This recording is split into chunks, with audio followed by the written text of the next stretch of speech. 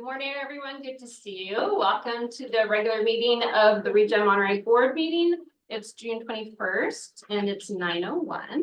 So I'll call the meeting to order. Roll call, please. Chair Shirley, Here. Vice Chair Delgado, Director Blackwelder, Director Askew, Here. Director Peak, Here. Director Barber, Present. Director Ferlito, Here. Director Alain Garcia Arzola, Director McKee. Here. We have a quorum. All right, great. Please join me in the pledge of allegiance.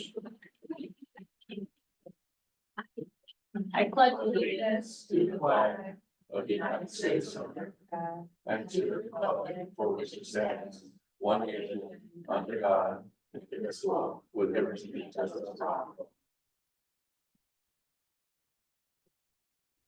All right, we'll move on to public communications. If anyone wishes to address the board on matters not appearing on the agenda, may do so now. Please limit your comments to a maximum of 3 minutes. So I'll go ahead and open up comments for anyone in the boardroom and for anyone online. I shouldn't have one. No. All right, I'll close public comments. We move on to the consent agenda. We've got a fairly large consent. It's 5A through 5K. Do any of the directors want to pull any of the items from the consent?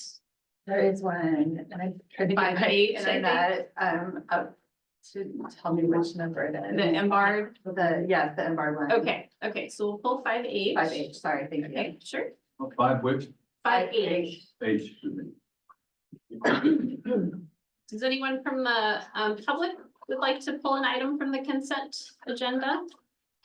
I shall no hands raised. Okay, so let's deal with everything other than 5H. So 5A through 5K minus 5H. I'll be happy to accept a motion. Motion to approve the modified consent agenda. Thank you, Mayor Peak, and thank you, Dr. Berber. All right, so all those in favor, say aye. Aye. All those opposed? Okay, great. And then 5H. Would you like to? So 5H is receive notice of disbursement in the amount of $53,000 to Monterey Bay Air Resources District for notice of violation penalty November 24th, 21. I also sit on the board of embarred, so I just wanted to recuse myself from officially receiving this notice. Everyone can receive it. There's no actual vote on this, but I just wanted to disclose that potential perception of conflict. And I don't think it's a vote necessary, but I'll defer to it. Yeah, there is no vote needed on this item. We're only receiving the item. And there's no recusal needed. There's no action taken other than receiving 5H. Okay, so we don't need a vote. No. Okay, So I'm just disclosing Got that I sit on both boards. okay, great. Thank you. Appreciate that. All right, so we'll move on. Question, I Yes. just don't understand, it was pulled off, not voted on, and then we did what? We don't vote, We're just receiving we received. this and notification that payment is going to be made.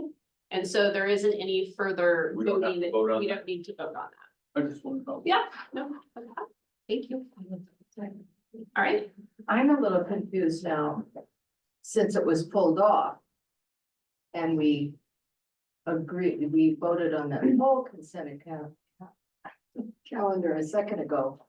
Why we don't just have to say, apparently it's an item that doesn't need to be voted on. Report. It's just, we're just receiving it. So it would have been included in the entire consent Received. agenda, just because that's generally what we do is include all the items together and then we vote on all of those items. Some of them may need a vote, some may not. okay, Thanks for clarifying. Yeah, yes, I sure. needed that, That thank help? you. Okay, good. All right, we'll move on to recognition presentations. So we have a presentation of resolution 2024-06 of appreciation for Mike Nickum, retiring general manager, Public Beach Community Services District. And I'll leave this to Zoe. Yeah, presentation. Would you join me? You may have a copy of the resolution here. Thank you. I'm so honored to present this today to Mike Nickum because his career spans much longer than mine. And his time at the district spans much longer than mine. So it's a great honor to be able to recognize you today on behalf of our board. So this resolution is an appreciation of Mike Nickum Whereas he represented the Pebble Beach Community Services District initially as their district engineer and eventually as the general manager for a total span of over 30 years. Whereas throughout his tenure, he has been a trusted advisor to the ReGen Monterey Board of Directors and staff, providing technical assistance as a registered civil engineer spanning the course of 3 general managers. Whereas Mike helped guide over $50 million in capital projects and supported ReGen Monterey in its pivot from a disposal-based organization to a waste diversion and renewable energy-based organization. And whereas he played a key role in the development of a model franchise agreement and completion of a regional RFP process for member agency franchise hauler selection for curbside services commencing from 2015 through 2030. And whereas he led early adoption of recycling events for the Pebble Beach community, where residents can divert household hazardous waste, electronics, and other recoverable materials in a convenient manner. And whereas Mike served as the first chair of ReGen Monterey's Technical Advisory Committee, TAC, in 2020, contributing to a collaborative working relationship with the haulers, ReGen Monterey, and its 9 member agencies, and leading the way in the implementation of SB 1383, California's short-lived climate pollutant reduction strategy, the state's most significant solid waste legislation in the last 30 years. And whereas he is a mentor to many, including me, provided sage advice, including to never let perfection get in the way of progress. And whereas he is recognized as a man of true integrity, whereas he will be missed for his dedication and collaboration.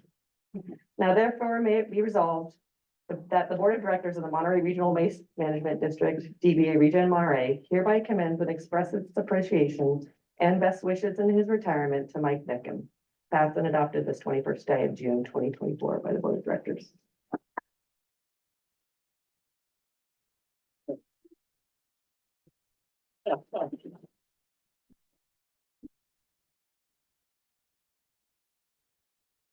I'm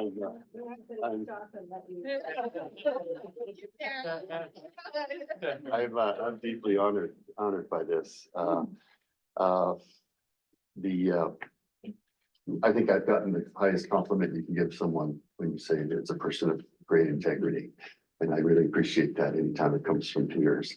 I will say I'm retiring a week from today, and I've been going through all my records. I have more than 30 years worth of records because I worked in another place before then. And so I came across some minutes from 1995 for a countywide standing committee that met in this room before Salinas Valley Recyclables was even formed, trying to figure out what to do. We couldn't get the county together then because of governance issues, but I served later on maybe 10 years ago on a countywide regional waste thing. Hans and I represented this side along for the jurisdictions.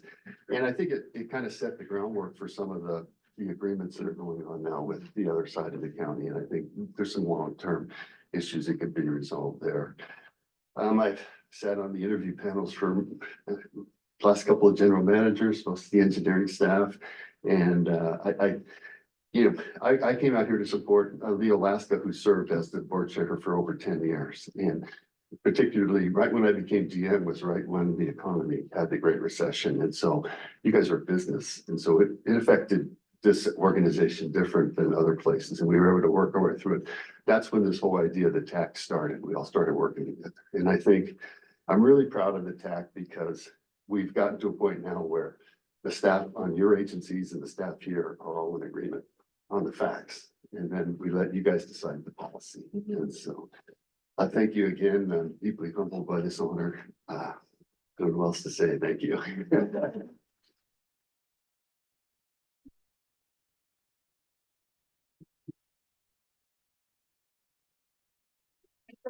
Yeah. Would you like board chair, would like to change that and maybe your general manager? Felipe, come on. Wonderful. Where we see. Yeah, let's do this. I'll try to pull this back a little bit.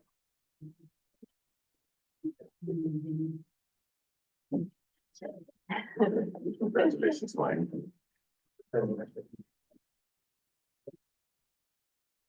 Thank you. Congratulations. One last thing, the agreements, the franchise agreements are done in 6 years. You gotta start thinking about that.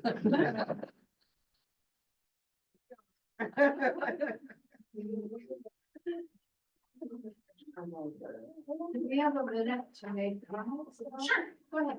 Ever since I came on the board, I've seen your smiling face up there on that screen. It will be hard to not see that. But I wish you the very best in your retirement. If you happen to get bored, you can always come to meetings and advise us. Thank you so much for your incredible service. I received a mug recently that said, I'm retired under new management, and it says, ask my wife for details. Anyone else?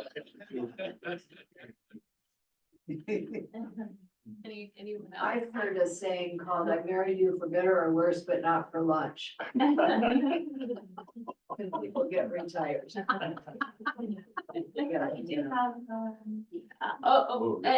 We have Tim Flanagan online who would like to speak. Okay. Tim, Good morning, all. I just, as a former GM, I just wanted to share how much Mike made a difference in the former MRWMD and now ReGen. And it's a shining example of how an individual can help shape an organization and make a contribution. And as the former GM, I can only share how much Mike contributed to our assistance through those times and made our work better, not from his sense of administration and collaboration, but also just from his general sense of being an outside voice when sometimes you need to hear things with a different perspective. So from my perspective, I just wanted to log in today and take your time and thank Mike for all the contribution that he made during my tenure as the AGM and as the GM, and say thank you very, very much, Mike. You made a difference. thank you. I would agree, Mike. You clearly have made an incredible regional impact from where you've sat. And thank you for being involved in so much and providing that guidance. It's greatly appreciated. And I love the tech so much. Like, I feel like it's a concept that needs to be spread wide amongst different resources. And so the fact that you were the chair and you got that running and you've set the standard for how that runs, and the shared information in that group is so valuable. So really, thank you so much. You will be greatly missed. So, yes, please. I just want to reassure Mike, that everything's gonna be just fine. You've done a lot of work to set that foundational. You have people that are willing to step in, lie you of your absence, but they know the critical foundations that it's gonna take to continue the effort to have the collaboration that we have and how far we've gone from, I mentioned it in the last TAC committee when we had the visitors visit here, there was a time when we couldn't collaborate that openly, and we are at that point now. So I know that you're gonna enjoy your vacation and you're gonna know we're in good health and that we're gonna continue the efforts that you've laid the foundations for. So we appreciate all your efforts and thank you very much and congratulations on your retirement. Yes. We wish you the best. Well earned. Yes. Great. All right. Thank you so much. Welcome, Alexis. Good to see you. Okay, so we'll move on to the public hearing. So I'm gonna, we've got a public hearing to consider the fiscal year 2024-25 tip fee increases for all the gate rate items and changes to minimum fees. So I'll go ahead and open that public hearing. I believe our GM is gonna have a few comments to that. Yes, I just want to add that this is the gate rate increase that is changing from $74 to $77, and then items among our acceptance list and our rate sheet list is also being distributed out and has all the changes in there. So at this time, we will receive public comment. Great. So any public comment on this item? Either online or in person? No. All right, no public comment, so I'll close that public hearing. And then we'll move on to 8A, which is effective July 1st, 2024, approve the FY 23-24 tip fee increases, I think that's supposed to be 24, 25 tip fee increases for all gate rate items and changes to minimum fees. So, do we have any further discussion from the directors on this item? So not a discussion, but just want to make it clear, I know we talked about the 74 to 77 proposed part that deals with solid waste. For the change, but also there's the clean concrete from $1 to $2 and the clean oversized concrete from 12 to 13 and food waste from 64 to 67. Just so that we're clear of all the different changes that are being proposed at the time. Yes. Okay. All right, I'll take this out to public comment. Any public comment on this item? Either in the chambers or online? No? Okay, I'll bring it back to the directors. We'll receive a motion. All of it. Okay, great. Moved by Radowski, second by Alexis Garcia. Arizola, and we'll go for a vote. All right, all those in favor, say aye. I, All those opposed, say no. Okay. Motion is passed. We'll move on to 8B. This is to authorize staff to schedule a public hearing for July 19th. Board meeting to consider the 24-25 revised changes to tip fee increases for these additional specific items. So I'll give it to Reggie. Yes, thank you, Chair. On this item, as we put in our rate tables for the items that were going to be affected and changed, we noticed that we had missed a few items that were in alignment with other fees. And so we wanted to keep the public transparency process. So we kept our first public hearing unchanged, second one unchanged. And we got with Rob and Bob and we discussed the best pathway, and that was to create another public hearing for the missing items. And then we'll approve in the following month after the second publishing of the public hearing has been given to the public. And so this will be another item that will come back, and it's just to align the pricing with the other items that they were in alignment with. Thank you. Okay, great. Any questions from the directors? No. Okay, take this out for public comment. Any public comments? The chambers are online. No, okay, bring it back to the directors. I'll receive a motion. So moved. Okay. Second. All right, moved by Dr. Barber and seconded by Alexis, and let's go for a vote. All those in favor say aye. Aye. Opposed? All right, passes unanimously. All right, we'll move on to 8C. The adopt resolution 2024-07, approving the final budget for fiscal year 20. That's supposed to be for 24-25. All right, are there any questions on this item from the directors, or do we want to go to the GM or anyone to present this? Same item. Yeah. No additional comments from me. Okay. Mayor Pete. May I make a suggestion for a sentence to be added to the budget summary? Sure. Are you It should be the budget? the final budget, the document, right? We're approving the document that's in the packet. Please. Suggest a sentence Okay, in the summary that the projected unrestricted cash in 4 years is a negative $1,891,000.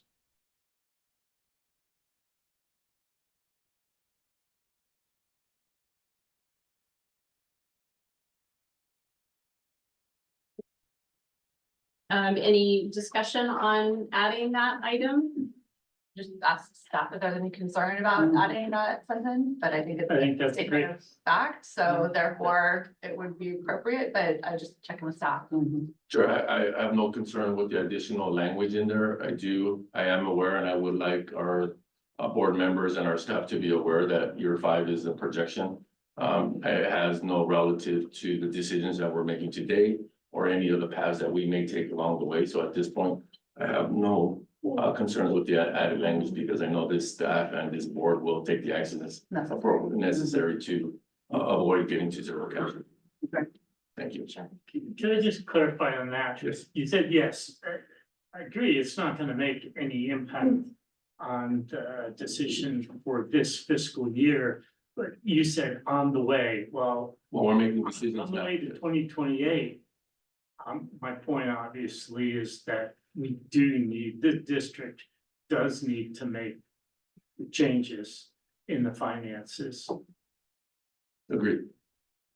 And that's kind of what we've been talking about, along the ways that we have decisions to make around contracts, the amount of revenue, and what position do we take, and that's gonna live within the white paper as well, of how we got here, and what decisions need to be made in the future based on the life of the landfill, and the economics, and the revenue that we're generating here, and control our expenses. My point exactly. Yes, Thank you. thank you. Thank you, Mary. Okay, any further questions? Okay, we'll take it out to the public. Any public comment on this agenda item? Okay, bring it back to the directors. I'll receive a motion with the, oh, sorry. Go.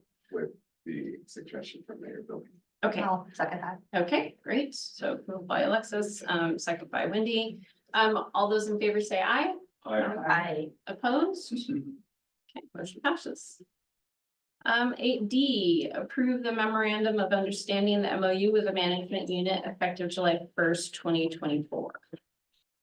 Thank you, Chair. At this time, we have Berta Torres, Director of Human Resources, and she will talk to the terms of the agreement. Good morning, Chair Shirley. Good morning, members of the board. I'm pleased to present you with the tentative management unit MOU, Memorandum of Understanding, for a 5-year labor contract with the ReGen department directors and managers. It is many of the terms transferred over from the current contract, and there are just a few changes which are highlighted in the memo. The cost of living for the 5-year contract will be a floor of 1.5 to a maximum of 4.5 each year, based on the CPI of the San Francisco area, April of every year, which is the last publication prior to July 1st of each year. So that will be the COLA adjustment for the 5-year terms. Health insurance premium cost share is changing. Currently, it is at 88.12. However, there is a difference in a cost share difference for every increase that we receive every year, where we split, the district splits a portion of the increase and the employee assumes part of that increase. That is going to be eliminated just for simplicity. It'll be a flat 85.15 going forward for the 5-year contract.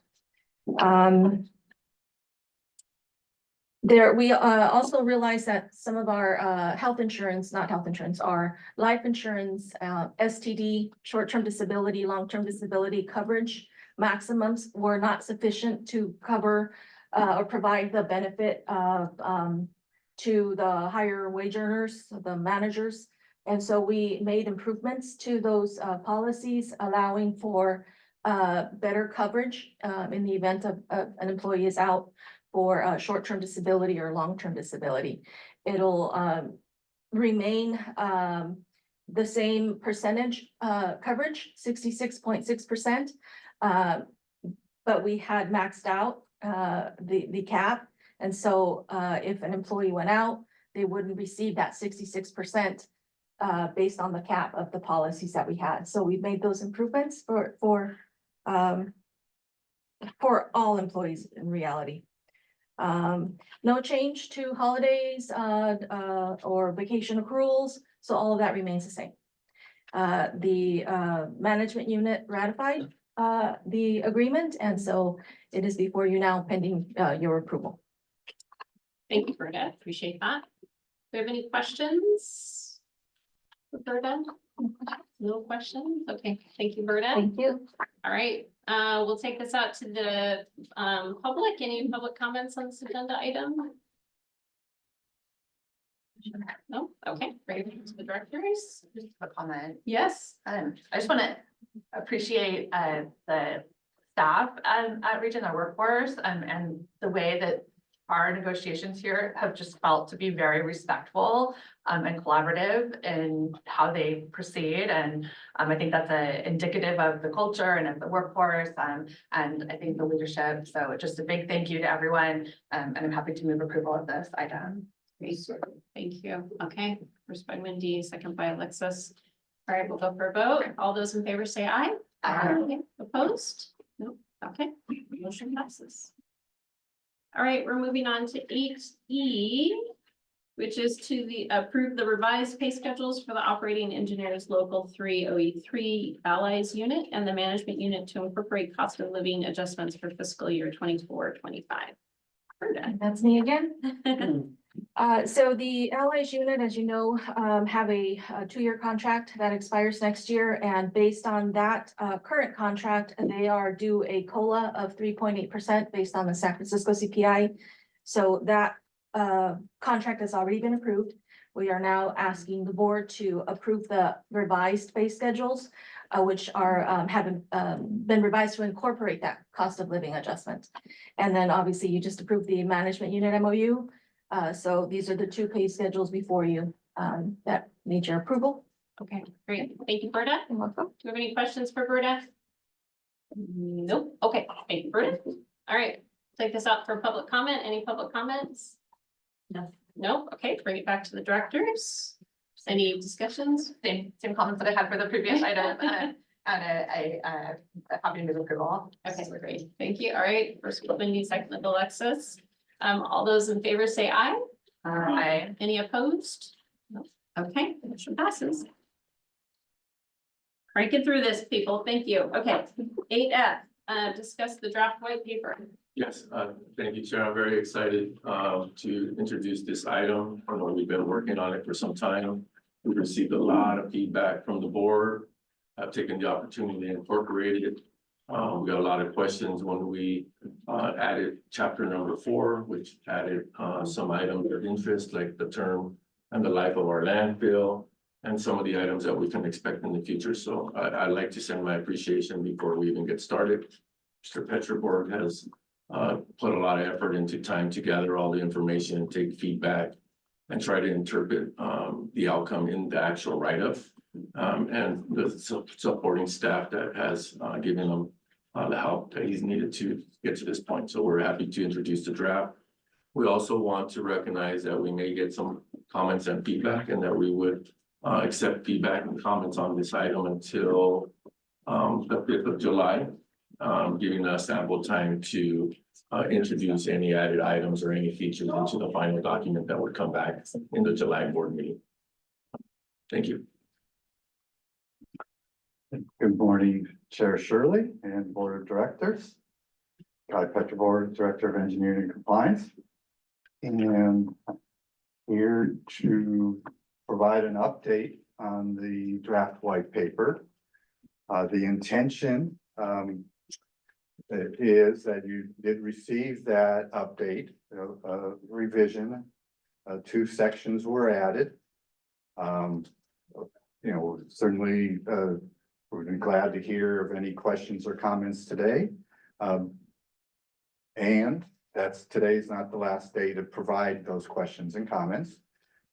So going forward, prior to issuance of the next board meeting agenda, please direct your questions and comments to the chair and general manager.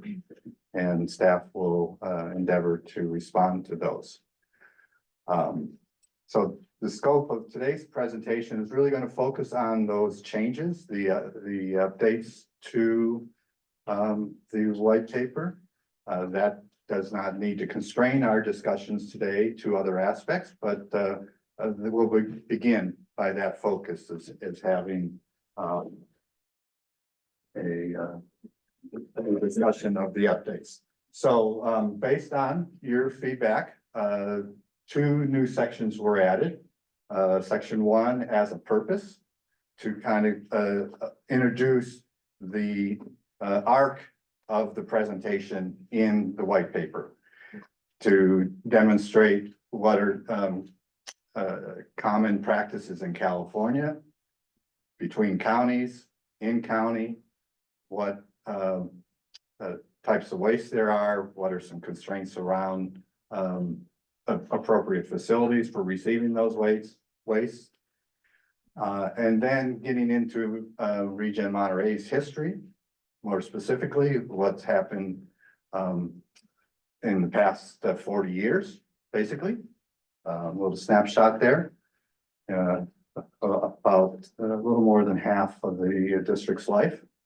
And then what are some of the ramifications of those decisions that had been made over that time frame? The other, and that's really, the ramifications are really presented in section 4 mainly. And that's the other new section. So next slide, please. And this is where the section tells, kind of summarizes that history.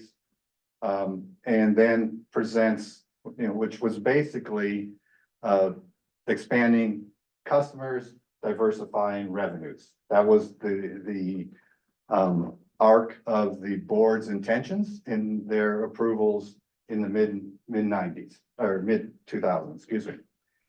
And that led to regional customers by contract at different rates than posted gate rate, and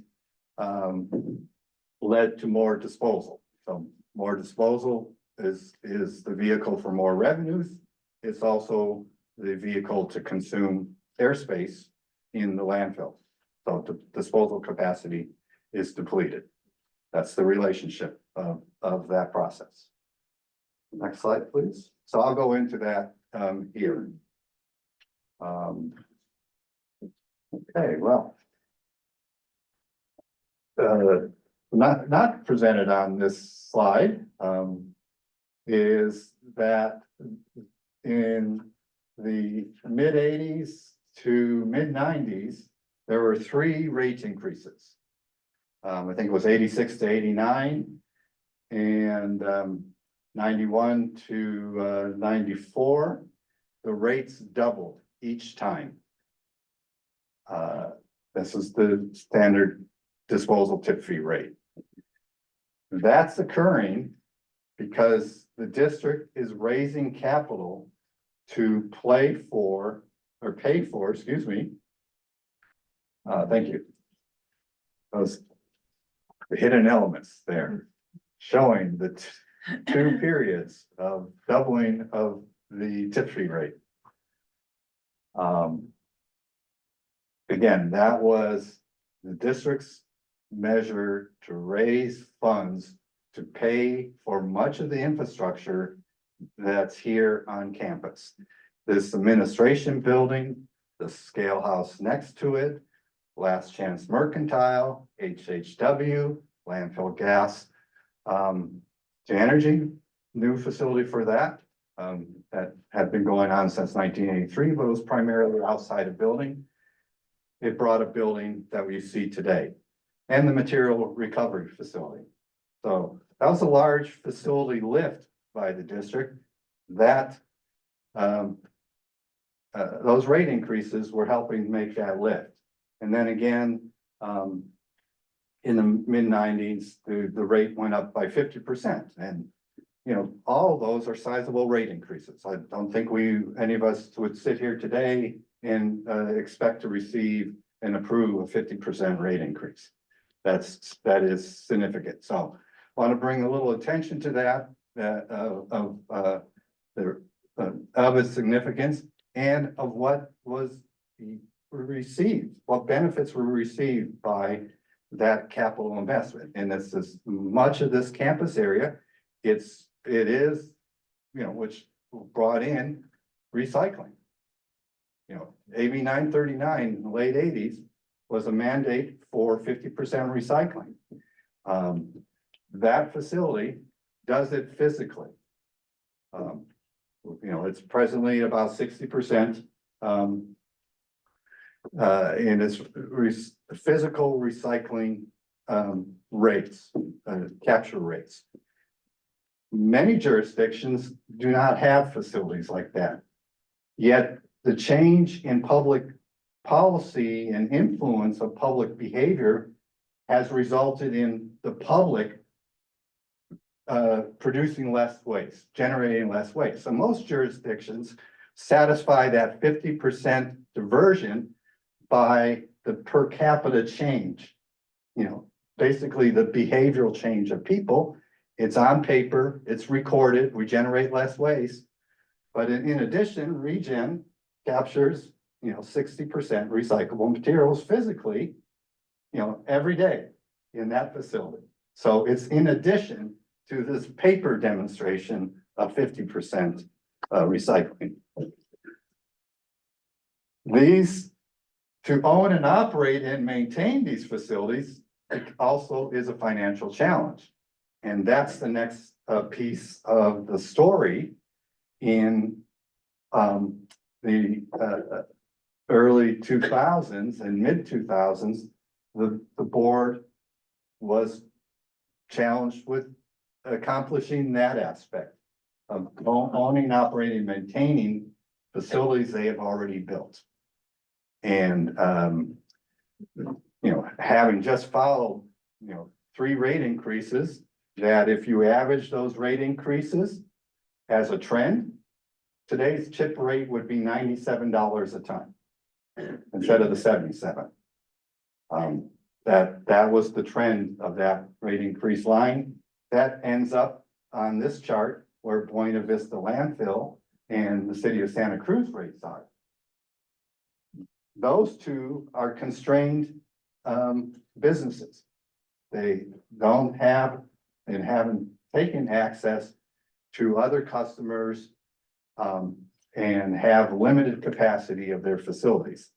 That's driving their rates up, as opposed to what you see here on ReGen's history is the broadening of the customer base has led to a flattening of the rate increases and a shared support of ownership and operation of integrated waste management facility. Next slide, please. So that's a little story behind that tip fee rate chart.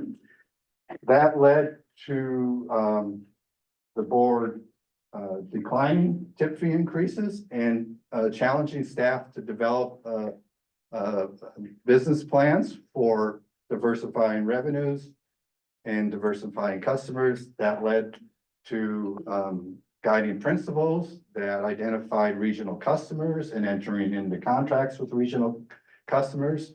That began in 2009, solely with the Santa Cruz customers that are shown here. County of Santa Cruz, City of Watsonville, Scotts Valley, and Capitola. Right in that 2009, 2010 period, they were brought on for regional contracts and have been customers ever since. Those regional contracts were revised in the early 2000s after the ReGen gave 5-year notice of termination for the original agreements. That allowed the renegotiation of tip fees, and that contract had a stepped increase over 5 years to reach 95% of the posted tip fee rate, which will occur next year. The two Santa Cruz or Santa Clara contracts, the first one, Green Waste Recovery, came in the 2013 time period. ReGen's still in need of revenues to avoid making a decision to cut headcount and cut services. So that was the financial challenge, again, around owning, operating, maintaining a variety of recycling and diversion facilities, less so what's happening at the landfill. The landfill is your large revenue source, and revenues are being collected in part to help pay the expenses of the other facilities. So, the last, regional customer there is relatively new. It's associated to the John Smith Road landfill, situation, and I'll discuss that, in another board item here today. Notable to these two Santa Clara, customers, they're, much farther away. And, larger cost of delivery, and the rates in these contracts are significantly lower than the posted gate rate. It's more than half less. So next slide, please. This was an ask from the board. Well, how much, what's the size of these contracts? And how much tonnage do they bring? And they're, cumulatively, they're bringing close to 500,000 tons a year. So that's significant. That's 2/3 thereabouts, approximately, of the waste flow to ReGen. So again, another indicator of significant support from other customers for all that's here at ReGen. Next slide, please. From a revenue standpoint, it's notable, it's about $15 million a year. So next slide, please. So this is a slide of the distribution of revenue sources, with the disposal revenue there in the blue, the large component of the pie, at 43 million being the largest revenue source for the district. 15 million of that 43 million is what we just discussed around these regional contracts. So, that's about 33% thereabouts. Our from regional customers are supporting this piece of the revenue pie. Power sales, recycling facility sales, and other sales make up the difference. Disposal revenue at 76% here. It's an improvement over time. It's been a little lower and in some prior years pre-COVID, but it's still the district's trend is to try to diversify sources of revenue away from disposal. Because the public policy initiatives are to reduce those per capita generation of waste even further. So the anticipation is that your disposal quantities are going to go down. So, revenues will follow those quantities downward unless rates are changed to keep revenues up. That's the financial relationship. Now, just looking at the disposal revenue, where are those sources coming from? And they're in the bright green at $11 million, approximately a quarter of the ReGen's revenue. Is the revenue from the franchise agreements with the member agencies. Those customers are paying the posted tip fee, the highest rate on the fee schedule. Just voted to increase it from $74 to $77. Then member agency customers are paying that rate. And generating about a quarter of the revenue, disposal revenue here at the district. The other three are making up the other 3/4. The commercial is, self-haul, private commercial business, both in district and out of district. Drive up to the gate, those are non-contract behavior. Same with the cash customers. Private residential, small business, well, I guess not private residential behavior, both in district and out of district. And the light blue is the regional customers. So that's where it's made up of contract at about 15 of that $19 million. And then non-contract, self-haul at about $4 million, from regional customers. So again, another illustration that, there are others participating in the financial support of the facilities here. You know, looking at the contracted regional customers contributing 15 million, that's the group that has different rates than the member agencies. Those four Santa Cruz County are now going to be 95% of the tip fee rate, and they're primarily only using the landfill. There's a very minor use of the compost facility, and very minor use of the recycling facility as well, because they have other contracts for those things. So it's really those two Santa Clara contracts that have the significant difference in rates. The older one with green waste recovery from the material recovery facilities in San Jose, it's contributing about $9 million. And, you know, going back to some, you know, prior comments, that, you know, that alone is a standalone contract that's scheduled to end at the end of 2036, represents a significant source of revenue that, you know, like the franchise agreement RFP, that too requires pre-planning and a strategy to mitigate that the or the potential loss of that revenue.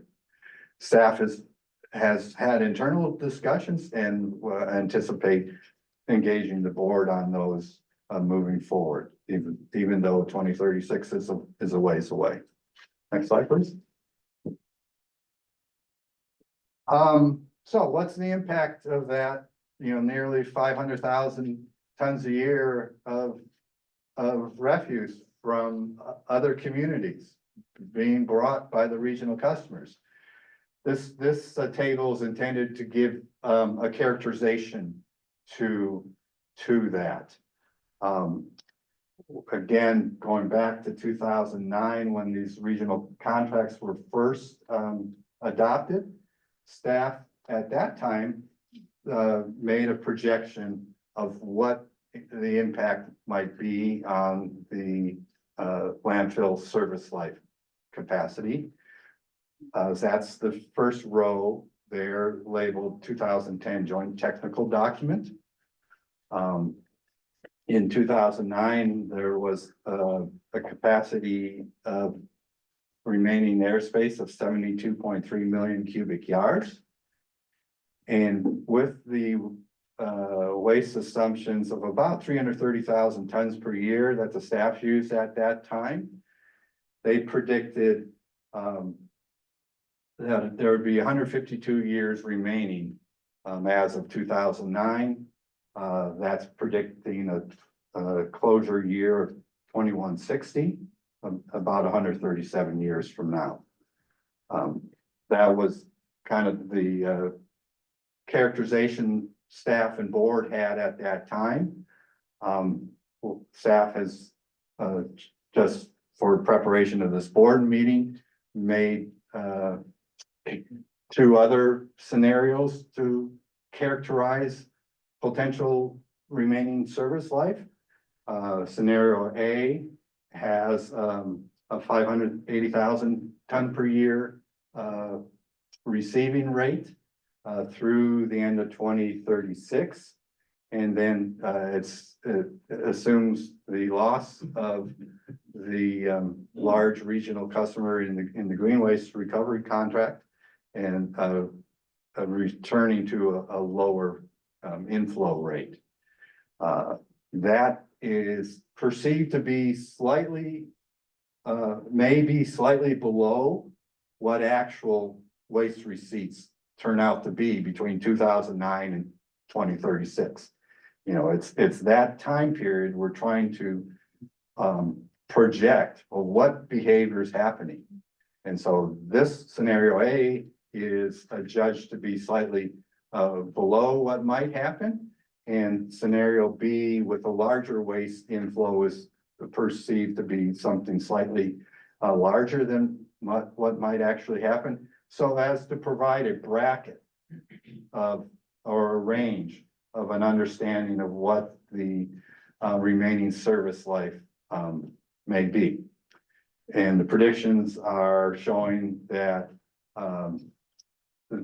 there is 119 to 129 years of remaining service capacity today with these assumptions. What might be a different way to express what's happened with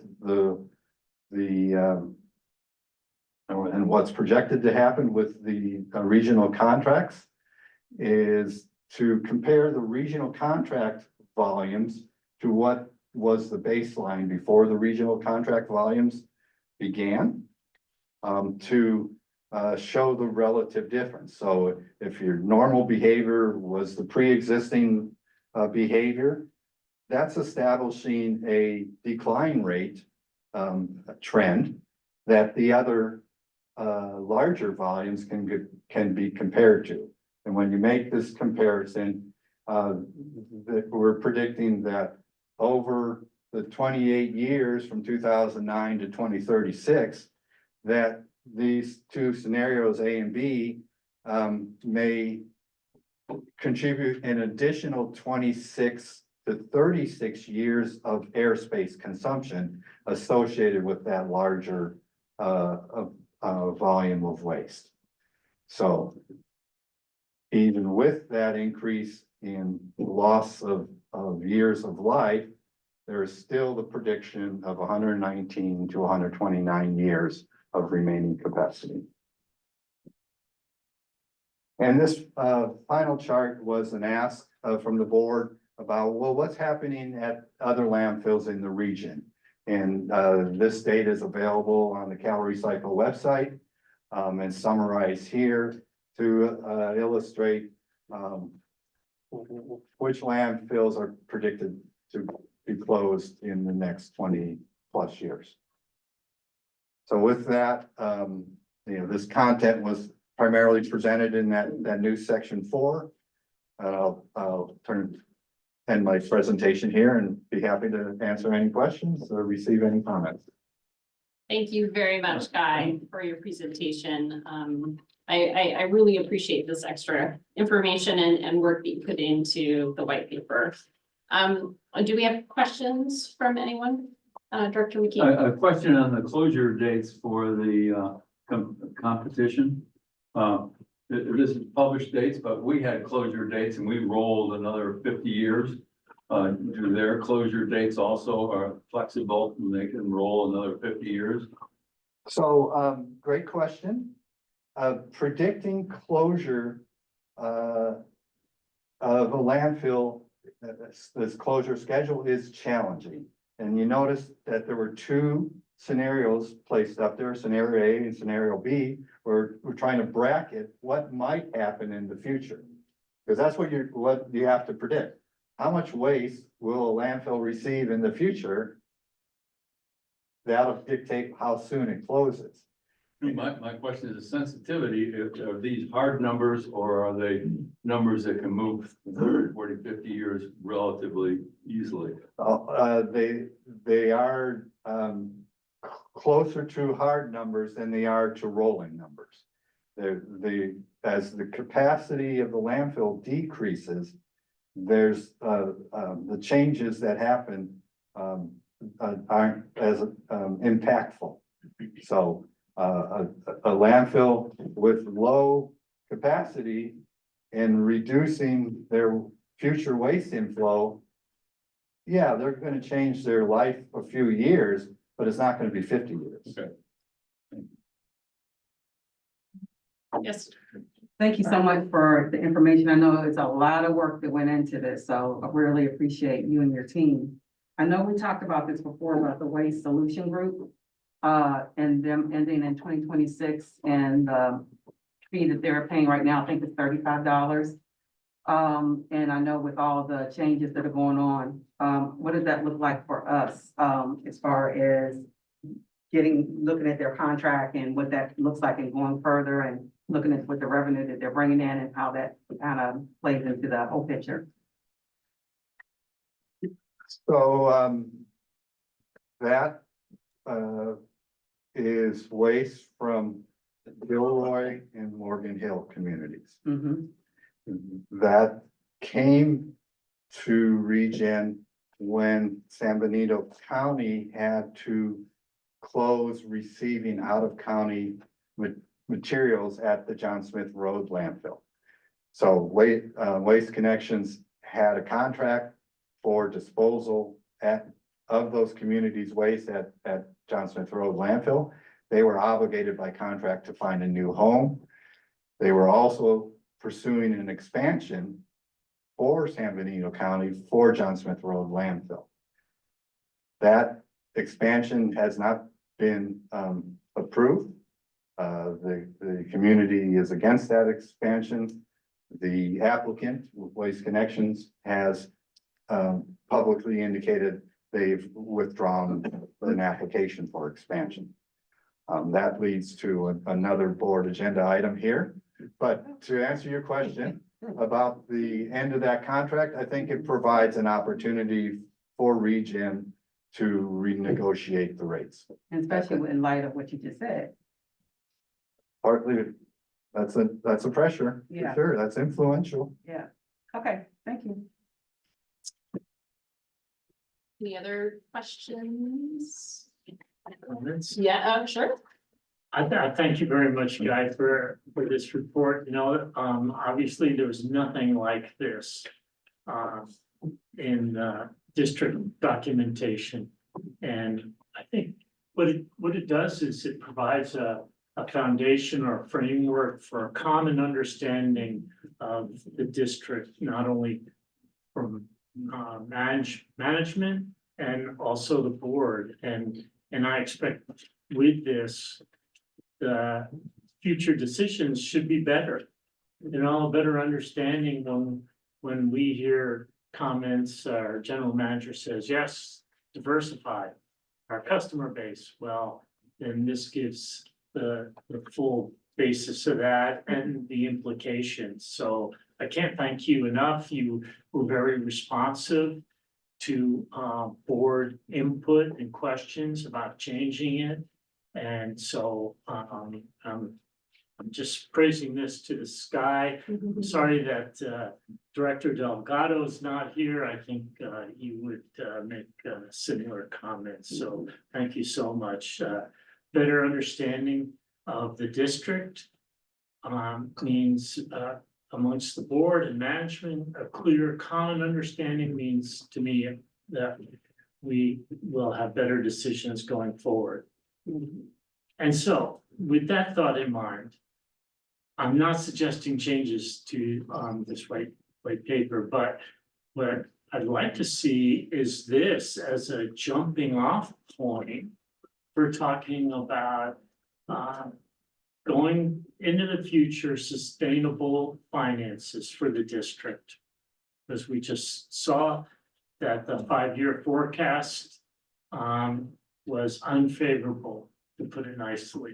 So I think we need to start up a new conversation as to how the finances are going to be sustainable. And we know from this, from all your work, that the past shows us that we can't predict, it's very difficult to predict what's going to happen. I mean, and what is Sacramento going to do? And I thought the list of landfill, local landfills closing is just amazing, and that's gonna have implications as well.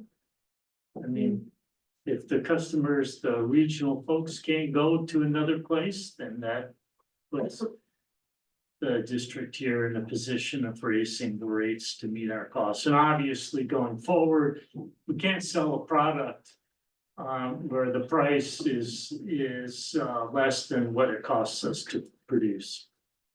Actually, the other way around, right? Our costs have to be less than the fees that we collect. And so that's the question going forward with a lot of uncertainty. Thank you. Thank you, Mayor Pete. I also want to thank you, Guy. I know Felipe and I spoke with Bruce Delgado yesterday. He was very pleased with what you've produced. I know he had a lot of comments previously and really helped move this white paper in that direction where you added this section 1 and section 4, which is very helpful for all of us in understanding what the purpose of this and how we're moving forward. I also really appreciated the appendix and the documents that were there, the definitions, and the guidelines, which I'd be really interested in reviewing and maybe updating and revising or figuring out how we want to take those guidelines. I think there's some interesting points that are brought up in those guidelines that our board should really be addressing. Yeah, and So- if I may Sure. add one, bring up one of those points. One of the guiding principles that the director Shirley is referring to is that there be 75 years of exclusive capacity for waste disposal by the member agencies. So that will characterize for the board at that time that there was additional capacity to sell and kind of secured their decision that they could sell some capacity. You know, it's to your point, that was last revised in 2007. So we're now, 17 years later. It's board discretion on whether to direct staff to bring that forward. That's, I mean, I think the 75 years seems arbitrary. I'm not really sure how they came up with that number. I think that's an interesting discussion to figure out what do we feel like we want to keep for ourselves and what is the excess capacity. I did have a question, just very basic in terms of the life of our landfill. How is that measured? And do you feel that is, you mentioned that those landfills that are nearby, they're close to the time when they're going to close, and so you can predict that closure rate a little bit more accurately. Whereas we have a pretty wide, range, and so you're looking. I'm assuming you're looking at our entire footprint of our campus, and you're saying, okay, if we're going to maximize the amount we can add to that entire footprint, based off our current rates of disposal. Is that how that's calculated? one needs to make a projection of what the activity will be in the future. The current rates of disposal may or may not be the extent of what might be in the future. I would hope not. I hope we would get better. Yeah. So- Well, and exactly, those are the challenges of predicting a life. If the, society does improve their reduction of waste generation, then everything starts to adjust differently. Mhm. And, is there a 0.75 years in the future where what gets generated gets transformed and very little or maybe next to nothing gets disposed? That's gonna, that's possible, but we can't predict for that today. So again, so you use current rates of disposal Well, to predict. yeah, we were using these contracts. SB 1383 makes a slight adjustment, not really significant to any great extent of reducing organics. It helps a little bit to pull the numbers down, but there's large inflow here. Mhm. When you're doing 600 plus thousand tons a year, that's significant activity. I would add that the circumstance that ReGen is in also speaks to possibly considering those county-wide considerations of how the county's assets of disposal are being used, and whether the circumstances is more than just a ReGen awareness. There's all of this is in service of the public. And not every community has a need for waste disposal, recycling and diversion facilities. And with a large county like Monterey, a lot of land area, mostly rural with a few exceptions. There's a potential for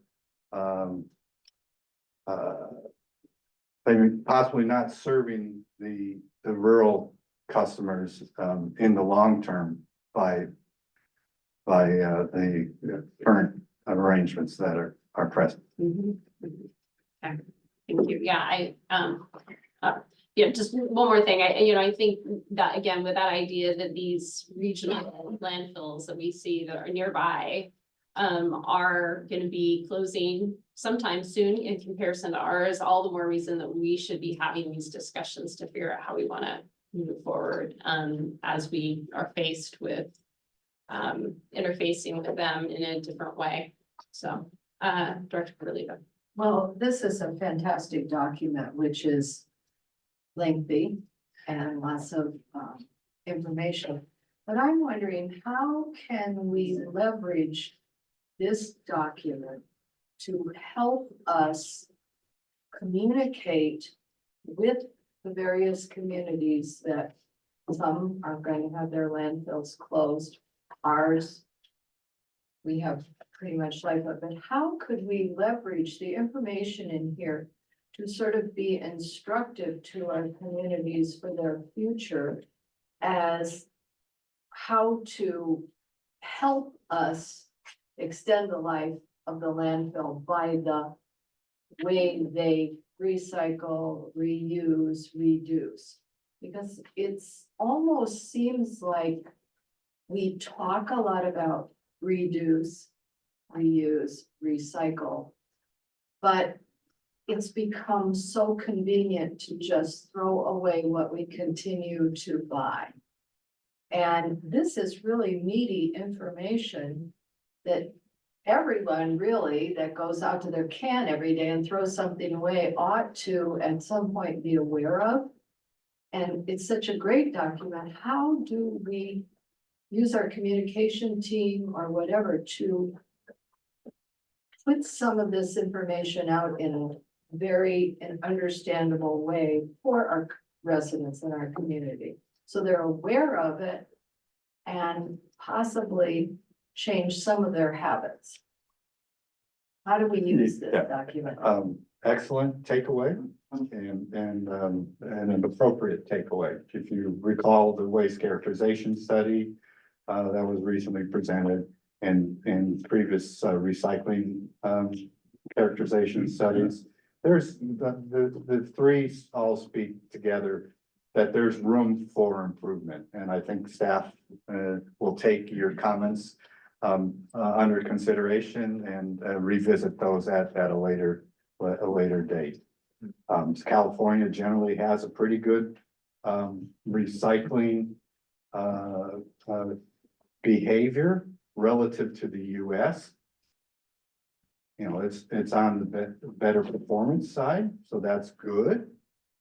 But if you measure it within what it could accomplish, there's still room for improvement. And so do we talk about in responding to your comment, how that can be achieved. Yes. Judy. So many thoughts, and from the paper and then from the discussion and then the sidebar conversations with Bruce as well, who, is also, I think, disappointed he can't be here to comment, but has provided quite a bit of feedback. So, to your point, Director Ferlito, I was thinking, similarly, that the information that has been gathered in one location in a very sort of organized way is relevant and, I think would be of interest to our member agencies. So, I don't know that, I'm trying to think like how much of it's digestible, like in a public outreach kind of way, but from like a member agencies who really are invested in some of these questions. And that I've fielded a lot of questions from members who don't sit on our region board, but who have questions and curiosities. I think there could be interest in that. So at some point when we get a final version, a presentation that maybe could go on a roadshow to present to member agencies. I think that could be of interest. And then the other thought that I had just, and as we think about future projections, and so much of historically the reduce, reuse, recycle has been sort of on personal responsibility. But I really see the direction that if we're going to make real change, it's going to have to be on manufacturer responsibility and really changing source production of waste. And I see a movement sort of headed in that direction. So as I look at the data that's presented, I have some level of hope that these broader scale changes are going to have impact in ways that we can't quite predict as of now. So it is clearly a changing space of operational unknowns. And so given what we do know, having it documented and the other thing that was very reassuring to me is just the sort of the consistency. So even over time, as we're looking back 20 years and trying to think about projections, like we've been fairly consistent in where we think we're at, and that is reassuring to me on some level.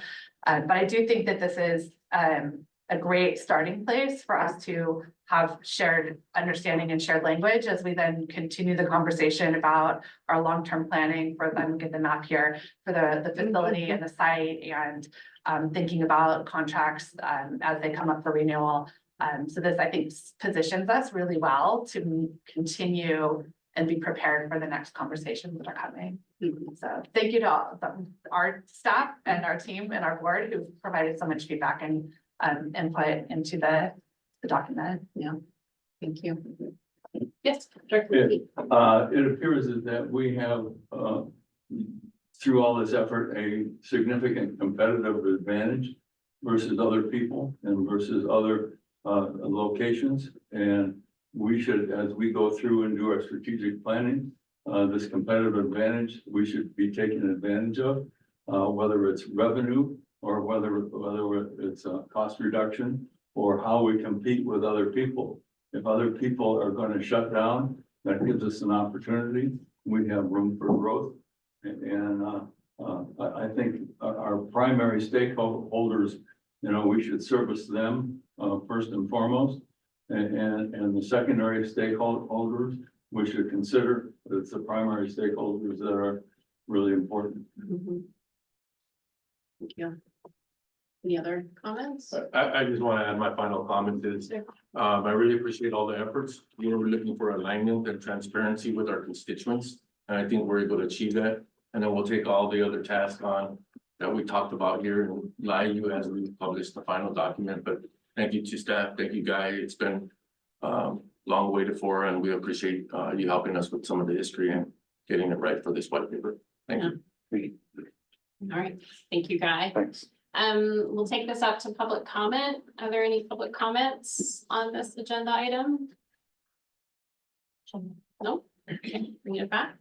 Okay, so we were just providing some feedback. So just as a reminder, if you have any additional comments or edits, then you can get them in by July 5th to myself and all right. Thank you, guys. Appreciate it. All right. We're moving on to 8G, which is to authorize the general manager to discuss the potential service needs of San Benito County with their representatives. So staying on topic. Yes. This is an item of interest and there's awareness around the need for San Benito County. And we have Guy Pritchard, he's gonna talk a little bit about that need and the pursuit of gathering information and then coming back to this board. Thank you. Yes, thank you. Good morning again. San Benito County has expressed interest to the general manager in meeting to discuss what services may be available to them in the future. The predicament that San Benito County is in is that they own a landfill. It's operated by contract. It has less than 15 years of disposal capacity for its in-county residents and businesses. That's about 200 to 250 tons per day of waste disposal. The vegetation debris, food scraps are managed by contract by a different party. And recycling, single stream recycling services are managed by contract by a third party. And those services are performed out of county. The San Benito County does not have their own, and there's not a private party that has those facilities in county. The 15-year requirement for disposal capacity in county is a state requirement.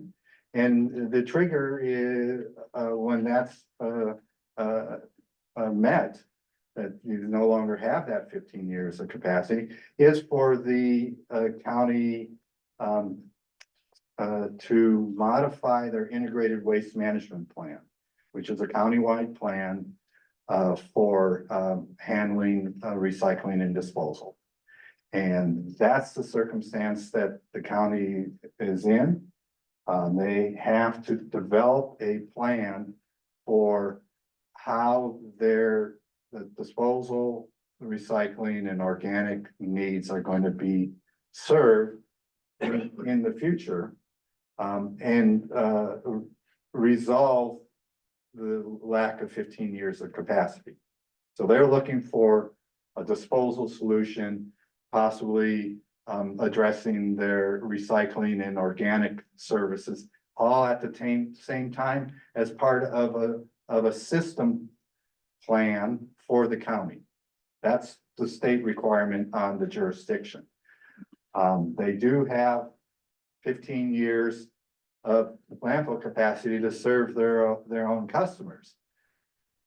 So it could go, they've got probably 5 to 7 years in developing a plan and maybe receiving a transfer facility if they choose to go the route of collecting locally, transfer locally for a longer haul to a landfill that's further away. That's a common approach that jurisdictions do. So it's reasonable that that's going to be one of their options. But to deliver it through the public process, the planning piece, the approval piece, the financing and construction piece, it's going to be 5 to 7 years for them to do that. The 200 to 250 tons per year into a landfill is really a difficult business proposition. It's difficult to have your expenses lower than what reasonable tip fees are on 200 to 250 tons. So they're in a real financial crisis circumstance as well. We haven't heard them express that, but that's a reasonable inference to their circumstance.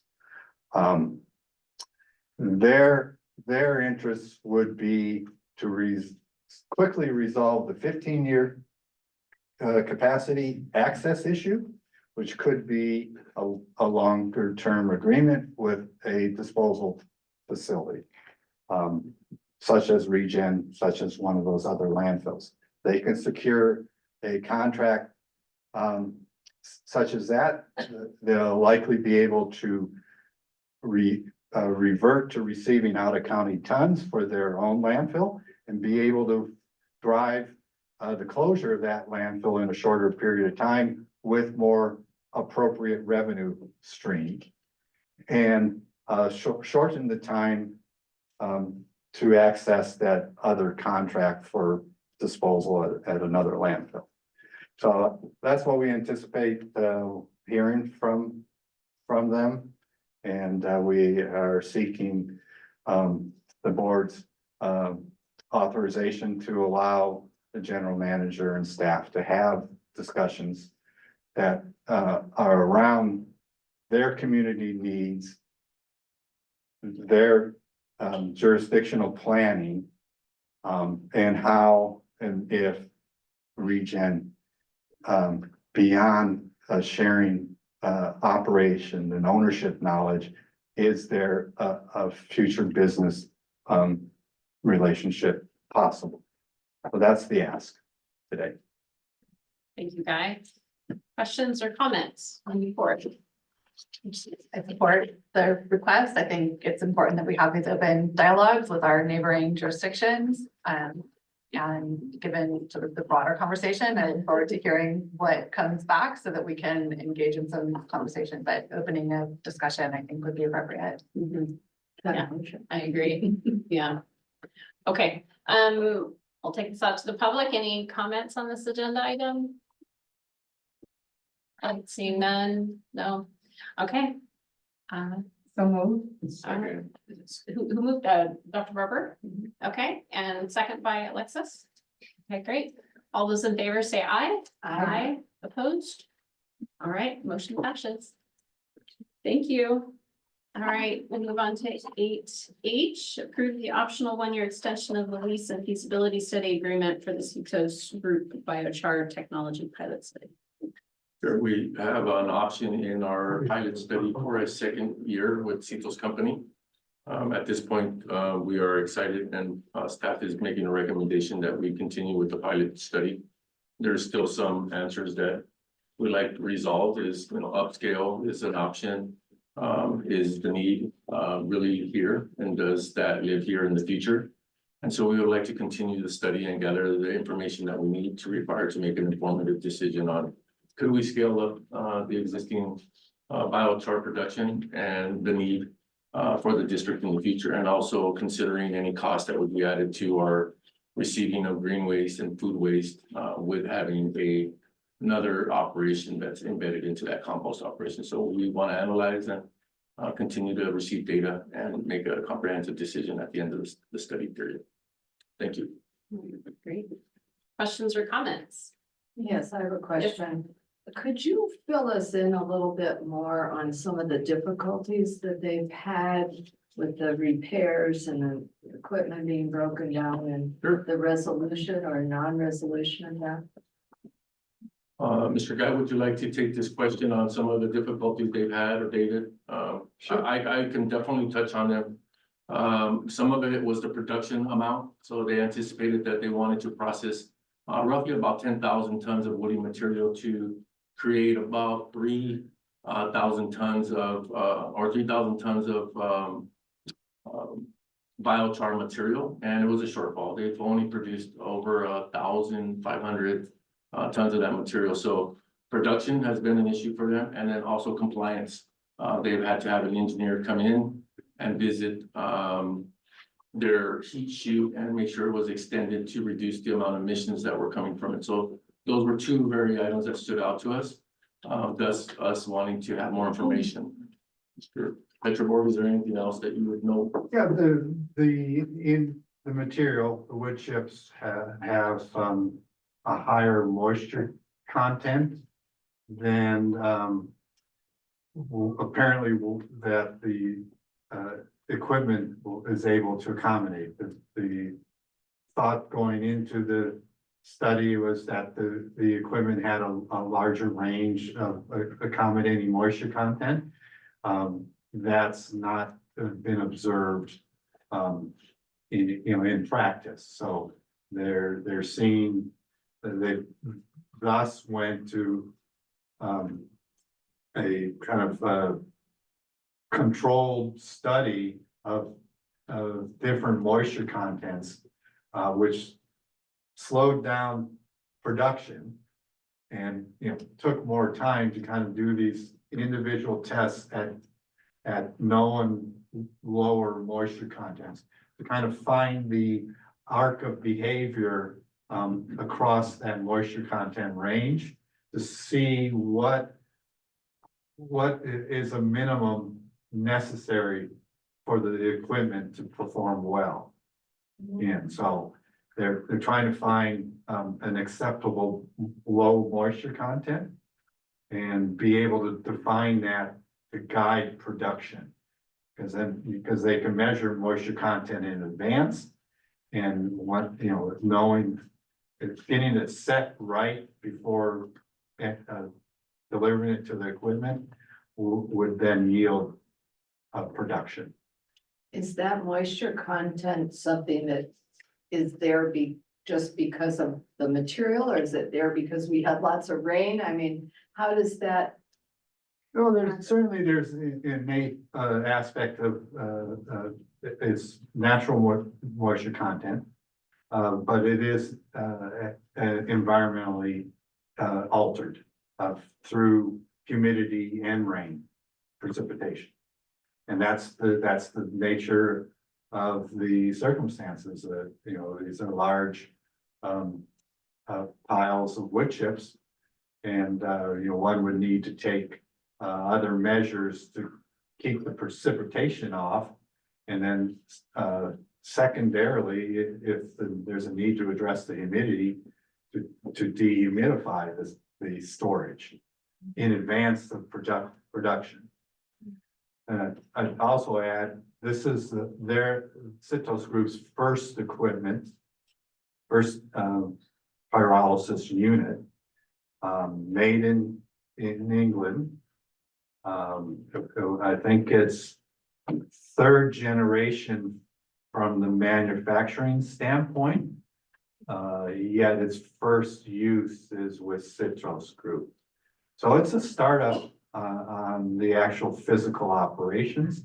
So there's been learning curve challenges around the setting and operation of the pyrolysis unit. In addition, I think the manufacturing wasn't completed with a foresight of testing air emissions from it.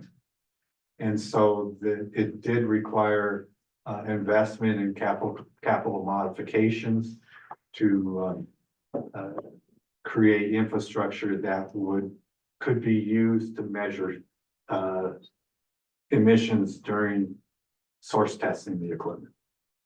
And a follow-up question. I know some areas they cover the windrows with tunnels of plastic or whatever, and are they contemplating maybe studying if they covered some of the material, if it would be better for the moisture content? I don't know exactly. We've not had that input from them. It's unreasonable to anticipate that would be an alternative, but like I said, I have not heard directly from them. That's, I think, part of staff's interest is that there be a more regular and more content to the communications about the progress. And, I think combining all factors that have been experienced, it speaks to the need and possibly the benefit for that optional year extension that was foreseen in the agreement that was signed. So it was a 1-year base agreement with a 1-year extension. And that's the ask today, is to exercise the use of that 1 year extension to give additional time for some of these questions to be answered, for potentially a demonstration of higher production and possibly full scale application at a larger level. I know, I'm very supportive of this pilot project, but I would definitely like to have more communication about it and possibly even speak with the man who came and presented the pilot to us, have him periodically to update us right from the source. I think that would be valuable for me, I know. The request has been put in, and so we're waiting for that to come back, and so he will be attending the next meeting or in a month or two to give us his pitch on all his findings. Thank you. Thank you. I know there are people who can't wait to buy bags of it to put in their garden because they have heard about it or used it in other areas. So, thank you. And yes, along those same lines are with we have the pilot project happening here, but there's also kind of a much larger, this is part of a much larger movement around how biochar can act as a solution. And so if there are policy considerations at the state or federal level that CITOS can share with us as well, and how our project maybe fits into what the context of this pilot project is within that larger landscape, I think that would be really helpful. I agree, especially since they're going towards carbon sequestration and maybe getting those, those benefits. I think we'd want to know if the state is going to continue to support that, or what are the requirements that they're gonna have for that. So. Yeah, and there's been sort of side conversations that I hear, when I'm at the Association of Counties at both the state and the federal level. But I haven't really been able to figure out exactly where those connecting points are. So that'd be great. Yeah. Well, and I know AMBAG just came out with a big study about carbon sequestration and both in agricultural lands below the earth and in our forests above the earth. And that study just was approved, I believe, at our last meeting, right, Wendy? And they had some very valuable information in there. And so it's really a timely topic for all of us to understand more about that and how the biochar fits into that scenario of carbon sequestration. We want this to be a positive outcome here, and knowing more about it on a regular basis, I think would help satisfy that. Yeah, I agree. Okay, good. All right, we'll take this item out to the public. Any comments on this agenda item? No. Okay. So I guess we need a motion on this to approve the optional 1-year extension of the lease. So moved. All right, moved by Karen and second by Alexis. All those in favor say aye. Aye. Any opposed? Motion passes. Okay, moving on to 8I, to authorize the general manager to cast a ballot to elect a representative of California Special Districts Association Board of Directors for Coastal Network CA term 2025 to 2027. I didn't have any additional information on the candidates. Neither did Bruce. I'm wondering if any of you have any thoughts on these candidates? I looked them up. Yeah. And it seems like the woman, Elaine is currently the incumbent Mm-hmm. and has been involved for quite some time. Yeah. I was curious why someone was running against her, but the person running against her looks highly qualified and is a staff person with a lot of technical experience. So I don't know how helpful that is, but unless there was reason to not continue to support the incumbent, who I think is in a leadership position at the agency. Yeah. Without any more information, it's hard to know. I mean, I appreciated that she submitted a candidate statement. I wish he would have submitted a little bit more. I think that sort of, for me, leads in the incumbent direction. Yeah, I felt the same way. I read through all of it in hers and I was looking for his and couldn't find it. I wish I had that so I could be able to look at not only, you know, the incumbent, but also possibilities of new people coming in, but he didn't have one, so I would lean toward that way, that the incumbent as well. Okay. Any additional thoughts on this? All right, I'll take it out for public comment. Can the public help us with this? Any public comments? No? Question, Yes. can we just allow the general manager to choose and go forward? I think it would be good if our board came to a decision, so, yeah. Not that I don't trust you, Felipe, but it would be good if we could direct. Another option would be to just, not submit a ballot, right? I think we need to suppose, Can we make a motion? sure. Is it Eileen? Elaine? Elaine? Elaine? I recommend we use Elaine as a cast a vote for her. Okay. Do I have a second on that? I'll second. Wendy? All right. All right, so all those in favor, say aye. Aye. Any opposed? Okay. All right, thank you. Thank you. All right, we'll move on to staff reports, 9A, finance, operating and recycling reports. Thank you, Chair. At this time, we have Garth Gregson who will be presenting the monthly staff report. Thank you, Garth. And thank you for all your hard work on all the budget. Now you're very welcome. Yes. It's fun stuff to do. Really. Good morning, directors. This is going to be an update through the 11 months of fiscal 24 through May. And we're overall in reasonably good shape.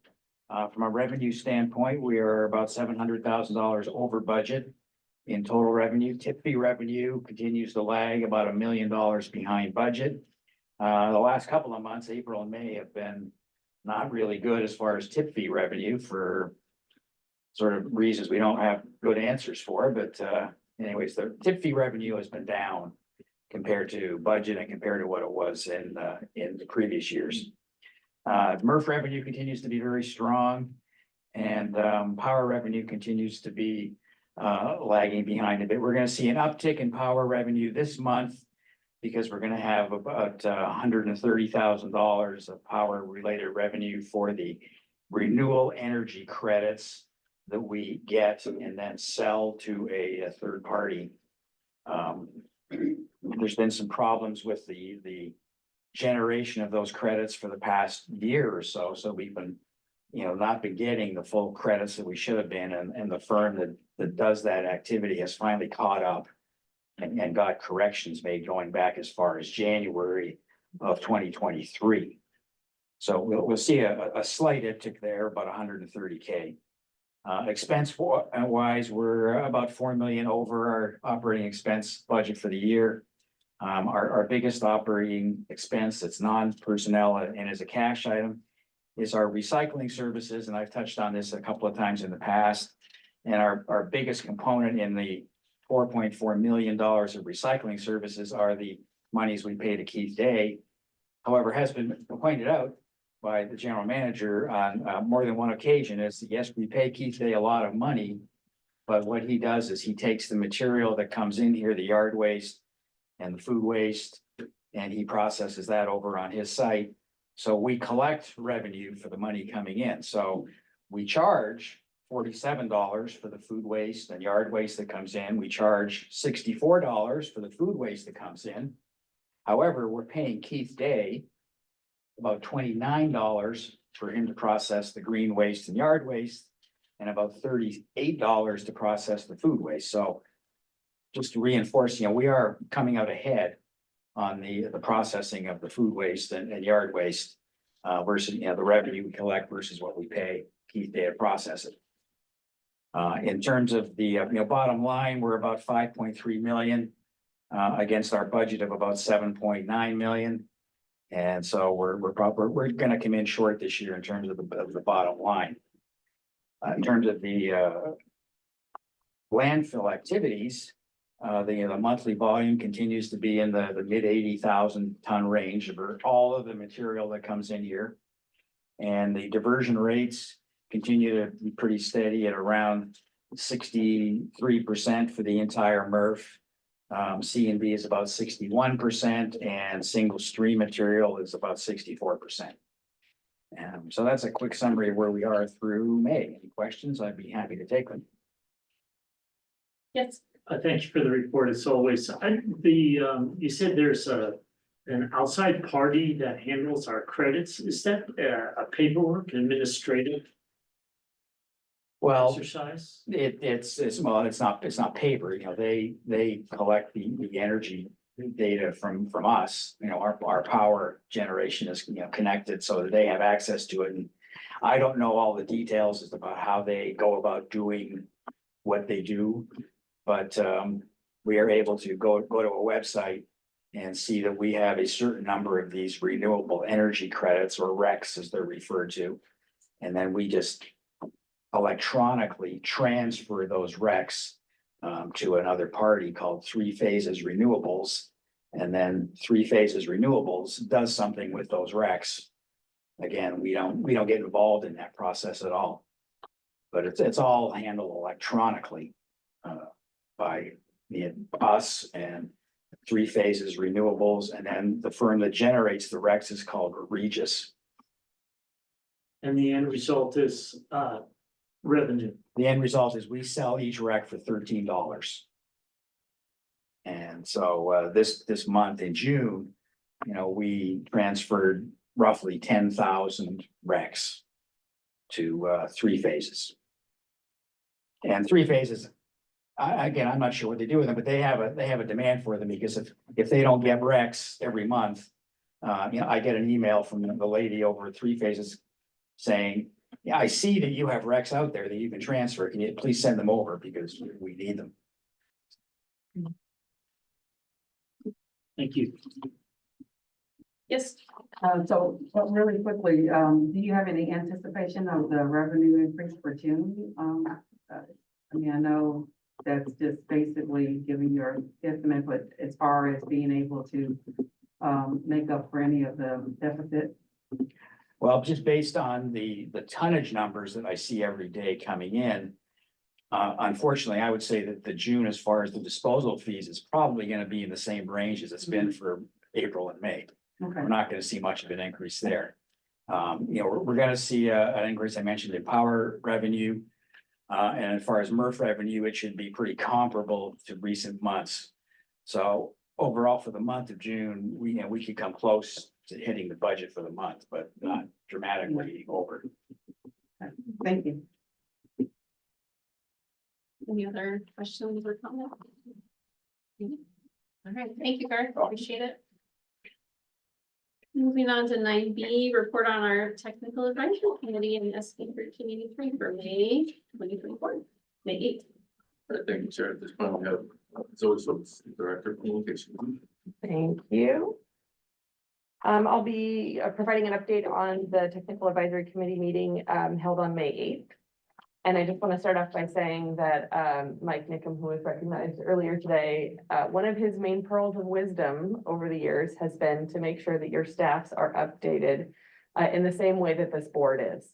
So you'll see the first three items: ReGen Monterey's 2023 waste characterization study, the artist in residence, and the charged conversations battery video have all been presentations that have been brought to your board. So I'm just going to go ahead and skip right over those items unless there are any questions. Item number 4 was an update from HF&H, who is a contracted firm that we hire on behalf of the member jurisdictions to ensure that the green waste rate increases are in line with the services being provided. And so staff from HF&H came to give an update on those calculations that he had provided to your staff. And I'm pleased to say that all of those seven member agencies have received council presentations with regards to rate increases. Item number 5 is scheduling those rate increases and also amendments to exhibits A and B of the MOU between ReGen Monterey and member agencies for SB 1383 compliance. That has gone to 7 of the 9 member agency councils thus far, and we're still working on the other 2. But so far we've made great progress on making sure that MOU continues to be updated and that your jurisdictions are in compliance with SB 1383 and the financial backing behind that. Item number 6 is a CalRecycle electronic annual report questionnaire. Forgive the acronym there, EAR. ReGen Monterey staff files the electronic annual report as required by CalRecycle on behalf of all of the member jurisdictions, with the exception of the County of Monterey. And there's a questionnaire that needs to go out to staff at your member agencies to help supply information for that electronic annual report. So the staff gave an update on the information that's needed, and we're in the process of receiving that information back to be able to compile those reports for the state. And number 7 was just a notice about a SB 1383 chat that CalRecycle provided. So CalRecycle has been doing these SB 1383 chats, they're webinars where they have experts in the industry come in and provide presentations on different aspects of SB 1383. And this particular one was of interest because Mallory Pankratz from the city of Monterey was chosen to be one of the experts to speak at the state level. And it was regarding compliance and implementation of an enforcement methodology that she had developed for the city of Monterey. So kudos to the city of Monterey for leading the way. She had shared that at our technical advisory committee, and the CalRecycle representative heard that presentation and thought that it was worthy of the state hearing it. She did an excellent job. And then the last item was we had a Meals on Wheels volunteering day event. If you recall, SB 1383 has an edible food recovery component to it. And Meals on Wheels has been a grant recipient from funds that have been provided by your member jurisdictions and then given to these food recovery organizations. And Meals on Wheels was identified as an area where staff wanted to go into the kitchen, spend a day volunteering, and see firsthand the impact of those funds and the impact of people receiving meals. So with that, I'm happy to take any questions that I have. Thank you. The board may have. Thank you. Thanks for the reports as always. So what is Monterey's best practice for enforcement of recycling? Good question. Thank you. Yeah, they took a really hands-on approach for making sure that the customers, these are largely commercial customers or multifamily customers, are educated many times over before any sort of enforcement happens. So it was direct phone calls, outreach, many times over before any sort of penalty was applied. So it was a lot of actual legwork on Mallory's behalf to ensure that no one was caught by surprise. You know, as simple as that may sound, it's quite a big lift. So she's had high rates of compliance in the city. I also know she was very receptive when she would hear reports. Some of us from Communities for Sustainable Monterey County would see something that was out of compliance in Monterey, and she was receptive to hearing that. She wanted to know who wasn't so that she could respond. Great. So, yeah. It was great. Any other questions or comments for Bill? Thank you. Thank you, Zoe. Appreciate it. All right, we don't have any other correspondence, so we'll move on to General Manager Communications. Thank you, Chair. I only have a few today. At this point, I'm very excited to announce a new member of our family and team here at ReGen. His name is Anthony Martin. He joined our team as the safety manager on June 10th. With over 12 years of experience, he's dedicated, and we're ensured that he's going to bring a healthy work environment to our team here. So I'd like to welcome Anthony Martin to our team. Thank you. A full week, and he's just been all over the place. He's been meeting with people. He's been alignment. And any words you want to say, Anthony, before? Yes, absolutely. Thank you so much, Felipe, for the warm introductions. I am exceedingly honored and very much excited to be a part of the ReGen Monterey family. I'm very much looking forward to helping grow with and helping grow the already amazing culture that is established here. It is a definite breath of fresh air as a safety manager coming into an environment that's already very safety forward thinking. I look forward to the continued involvement with the amazing management staff, the phenomenal employees that we have working here, and also the continued collaboration and guidance from the board. And I look forward to talking more in detail and discussions in the future about safety and how we can grow. Thank you so much. Thank you, well done. Thank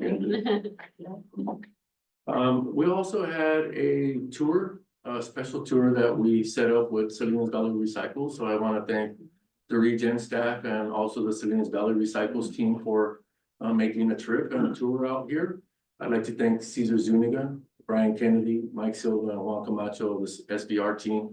They came out to look at our operations, how fast we're growing. Jameson and his team were present, Jay as well, and ensuring that it was transparent. They came out here, they wanted to see how we were landfilling, how we were recycling.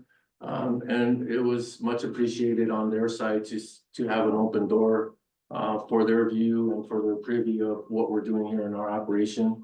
And how do we, we left them with the messages. How do we continue to collaborate with one another to provide services to one another in the future, or needs, or even also insights of technology. As we are getting prepared to put a CASP in, we'd like to visit their facility and see their CASP in the same way we came out here and visited some of our operations, so we can get forward knowledge, forward insight, and issues or concerns with any technology or any provider of those technologies will be available to both teams. So I was pretty excited about that visit. Also, our site and facilities landfill operations team have now changed. We've done a merger. We used to call the teams and differentiated them by landfill operations and one site and maintenance facility. We felt it was imperative to get them all in the same path and refocus what site and maintenance team is performing. And I'd like to congratulate Jameson and Jay as well, and the rest of the landfill operations team. They are now going to be recognized as the Landfill Operations Department, or the LOD. And we are trying to stay away from segregating those two affiliates that really their functionality is to support landfill operations. I'd like to thank Berta, Jameson, and all the team members that participated in the meetings that we set up with supervisors and managers to have an overview, the meetings with the union, and to direct the pathway that we can follow. Officially, it will be July 1st as the merger completes itself. But it's been an ambition of the enterprise and the organization since I arrived that we do something with that perception. It's been an ongoing work, and we just finalized it by documenting it and presenting it out to the team. So I was very excited about that merger and no longer having a segregation or a separation within that operation. We also had our e-scribe agenda training with staff. So we're getting very close to now being what we call a contributor training. So we're starting to contribute to the agendas via the software, the e-scribe software. Was an 1.5-hour training, and you guys will continue to see us get closer to the full development of the e-scribe program that we brought here for our agenda packets. And I would like to thank Ida and Anna for the work performed to do all the work on the selection of a software, and then also do the work to prepare. The agendas are now going through the software, but now starting to get the contributors and information right into the software. So it should help us with the ease of presenting it and getting it together, and also the review factors of that process. It was very lengthy, and she had been kind of doing 2 processes for some time now. We're getting very close to switching over and being totally on the e-scribe program. So at this point, I'd like to thank Ida and Anna for all the hard work, and Alan as well. And at this point, those are all my comments that I have today. Thank you. Great, thank you. All right, we'll move on to board communications. Do any of the directors have anything they'd like to contribute?